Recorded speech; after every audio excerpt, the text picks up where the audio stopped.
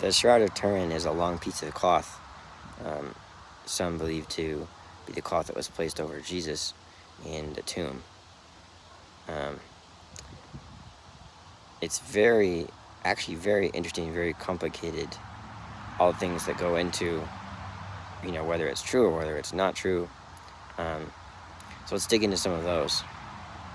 First off, historically speaking, there isn't really any history of it, of where it might have been before the 13th or 14th centuries.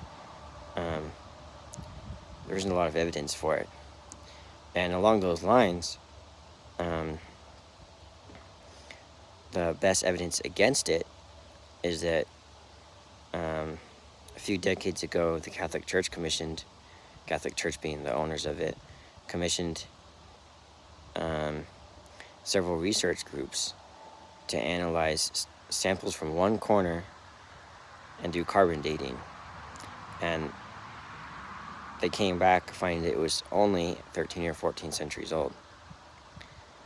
Now, this is interesting, and from my perspective, maybe even a little bit silly how they did it, because it's well known that it's been modified and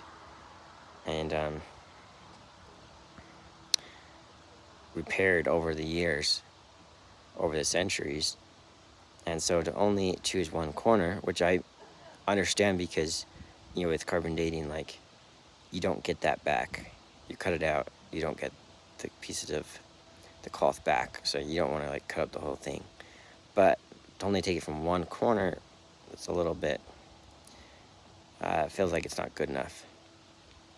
The best evidence for it is just simply that it bears resemblance of a man who could look like Jesus Christ, and has marks of someone who could have been crucified, and someone with many injuries from whips or something like that. And it even has the DNA of human blood in it, which is a long ways for someone to go to just for it to be a hoax. Also, the imprint on it is imprinted three-dimensionally, which would have been very hard to create in the 13th or 14th centuries. So it's a really complicated issue, and no one's been able to recreate it, whether from art or from some kind of imprinting, which we still don't understand how that could have occurred, real or not real.